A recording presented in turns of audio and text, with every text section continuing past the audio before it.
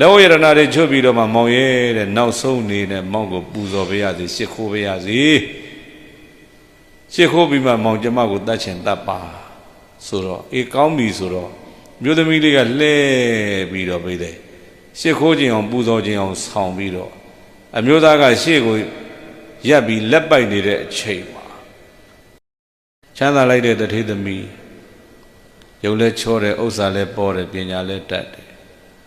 မျိုးလဲမြတ်တယ်အဲကြောင့်သူတို့ရဲ့မိဘနှစ်ပါးကဒီလိုသမီးလေးကိုတခြားသောမသိတော်မလျောက်ပတ်တဲ့အမျိုးသားတွေနဲ့တွေ့သွားမှဆိုးလို့ဆိုပြီးတော့ခုနှစ်ထပ်တိုက်ရဲ့အထက်မှာထားကြတာတရက်တော့အဲ့ဒီရာဇကြိုမှာမခိုးဘူးတဲ့အိမ်ကိုမရှိလောက်အောင်ကိုလှဲ့ခိုးပြီးတော့နေတဲ့တခိုးခိုးရုံနဲ့မဟုတ်ဘူးတဲ့လူလဲတတ်တယ်လူလဲတတ်တယ်ခိုးလဲခိုးတယ်ဆိုတော့အင်မတန်ပြစ်မှုကျူးလွန်ထားတဲ့တခိုးဘရင်ရဲ့အာဏာနဲ့ဝိုင်းပြီးတော့ဖမ်းလိုက်တော့တခိုးမိသွားတယ်တခိုးလည်းမိရောပြိတဲ့ဘရင်ကြီးကအမိန့်ထုတ်တယ်ဒီတခိုးကိုဘာလို့တော့မင်းသုတ်တန်တဆတင်းငိုင်းဝကိုထုတ်ပြီးတော့တတ်စေပေါ့သေတံချသေတံကြတဲ့အဲ့တခိုးဟာပြိတဲ့မြို့ထဲကိုလှဲပြီးတော့တမြို့လုံးမခိုးတဲ့အိမ်မရှိဘူးဆိုတော့ဒီတခိုးကိုကြည့်ကြဆိုပြီးတော့အဲ့ဒီမှာမောင်းထူပြီးတော့ကျင်ညာပြတယ်ခဏသူ့ကိုတတ်မယ်ပေါ့တမျိုးလုံးကလူတွေကလည်းဝိုင်းပြီးတော့ကြည့်ကြတာအဲ့ကြီးတဲ့ထဲမှာကုန္ဒလကေတီကုန္ဒလာလို့ခေါ်တဲ့အမျိုးသမီးလေးကသူ့ရဲ့တိုက်ရဲ့ထက်ကနေပြီးတော့ဒီကောင်လေးကိုလှမ်းမြင်လိုက်တော့အံ့ဩစရာကောင်းတာစိတ်ရဲ့ဖြစ်ပျက်ပုံများအဲ့ဒီမှာချစ်တဲ့စိတ်ကြိုက်တဲ့စိတ်တွေပေါက်သွားတာဆွဲလန်းသွားတာဘလောက်ဒီဆွဲလန်းတယ်လဲမေးဒီကောင်လေးကိုမရရင် तू အသက်မရှင်နိုင်တော့ဘူးဒီလိုဖြစ်တယ်နောက်ဆုံးတော့ပြိတဲ့မိဘနှစ်ပါးကလည်းသမီးလေးရဲ့အသက်မဆုံးရှုံးစေခြင်းနာနဲ့အဲ့ဒီတခိုးကိုမရအောင်ပဲတဲ့ငွေပေးလက်ထိုးပြီးတော့မှသမီးလေးနဲ့ခိုးပြီးတော့ပေးစားရတာတခိုးကလည်းပြိတဲ့တထေးသမီးနဲ့ညာပြီးသူ့ဘဝပြည့်စုံပြီးဘာမှခိုးစရာလည်းမလိုတော့အေးစစ်စစ်နေုံပဲဒါပေမဲ့ပြိတဲ့လူရဲ့စိတ်ကအံ့ဩစရာကောင်းတာခိုးတဲ့ပုဂ္ဂိုလ်ကခိုးပဲခိုးကျင်တာသူဟာကဒီကလေးမလေးရဲ့ပစ္စည်းတွေသူ့ပစ္စည်းလို့သူထင်ရမတူဘူးပေါ့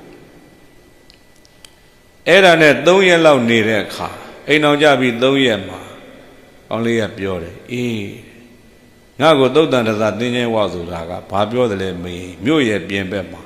ကြောက်တောင်အမြင့်ကြီးရှိတယ်တစ်ဖက်ကအဲ့ဒီကြောက်တောင်ကြီးကပြတ်ပြီးတော့နေတာစောက်ထိုးကြီးအောက်ကကြောက်ချွန်ကြောက်တက်ကလေးတွေအများကြီးအဲ့ဒီတောင်ထိပ်ရောက်ရင်ငါ့ကိုတွန်းချပြီးသူတို့ကတတ်ကြမှာအဲ့ဒီတောင်အောက်ကျလိုက်တဲ့တပြိုင်နက်အသက်ရှင်ပြီးပြန်တက်လာတဲ့လူဆိုတာလည်းမရှိဘူးအဲ့တော့ငါကလေတဲ့ဒီလိုအသက်ရှင်ပြီးလွတ်မြောက်တယ်ဆိုတာကတခြားကြောင့်မဟုတ်ဘူးတဲ့တောင်ဆောင်နတ်ကစောင့်ရှောက်လို့ငါလွတ်မြောက်တာတောင်ဆောင်နတ်ရဲ့ကျေးဇူးကြောင့်ငါအသက်ရှင်ခွင့်ရတယ်လို့ညီးနဲ့လည်းငါတွေ့ရတယ်အဲ့ကြောင့်တောင်ဆောင်နတ်ကြီးကိုငါပူဇော်ခြင်းနဲ့ဆိုပြီးဒီလိုပြောတာအဲကြောင့်မြို့သမီးလေးကိုဝေကောင်းစားလာတွေဝေလက်ဝတ်ယတနာတွေပြည့်ပြည့်ဝဝအကုန်ဆင်းတန်ဖိုးရှိတဲ့ယတနာတွေအကုန်လုံးတတ်လူတယောက်မှမခေါ်ခဲ့ပဲနဲ့ညီးနဲ့ငါနဲ့သွားပြီးတောင်ဆောင်နတ်ကိုပူဇော်ကြရမယ်ဆိုတော့အမျိုးသမီးလေးကလည်းယုံနာပေါ့ဗျာယုံတော့အဲ့ဒီမှာလိုက်သွားတယ်တောင်ထိပ်လည်းရောက်ကြရောပြိသိပစိုးကိုဖြန့်ခင်းပြီးတော့ညီးပါလာတဲ့ဟာတွေအကုန်ချော့ဒီလိုပြောတယ်ဘာလို့ဖို့တော့မေးလိုက်တော့ညီဒီချိန်ထိအောင်မသိဘူးလားညီကိုဒီကိုခေါ်လာတာဟာညီပိုင်တဲ့ပစ္စည်းတွေငါလိုချင်လို့ပေါ့မောင်ရဲ့ကျမပိုင်တဲ့ပစ္စည်းဟာမောင်ပိုင်တဲ့ပစ္စည်းပဲကျမအိမ်မှာရှိတဲ့ပစ္စည်းတွေအကုန်လုံးကလည်းမောင်ပိုင်တဲ့ပစ္စည်းပဲတခိုးပြိလိုက်အဲ့လိုမတွေးဘူးအဲ့ဒါမဟုတ်ဘူးခိုးမြဲပဲခိုးကျင်တာလူမြဲပဲလူကျင်တာအနိုင်ထက်ပြီးတော့ပဲသူကလိုချင်တာများလာတဲ့ပုဂ္ဂိုလ်ဒီစိတ်နဲ့ပဲဒါပဲပြန်လှုပ်ချင်တာ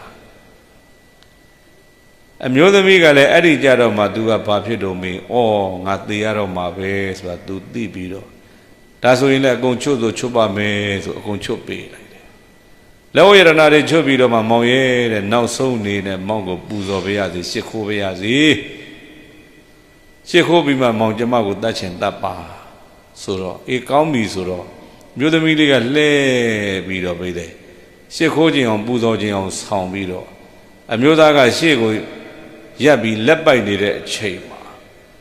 မြို့သမီးလေးကနောက်ကျောဘက်ကလေးရောက်ပြီးတော့နောက်ကျောဘက်ကနေတောင်ခပြတ်ဘက်ကိုတခါလဲတွန်းချလိုက်တာအဲ့ဒီမှာတခိုးဟာအပိုင်းပိုင်းပြတ်ပြတ်ဖြစ်ပြီးတော့သေရတယ်အဲ့ဒါကိုသိအဲ့ဒါကိုကြည့်ပြီးတော့ပြေးတယ်တောင်ဆောင်နှက်တွေကဘာလို့တော့မေးတယ်တော့အဲ့ဒီမြို့သမီးဘက်ကနေပြေးတယ်ဝိုင်းပြီးတော့ကောင်းကြီးပေးကြတယ်ဗျာနာဟိသဗ္ဗေတုဌာနေတုပုရိသောဟောတိပန္တိတော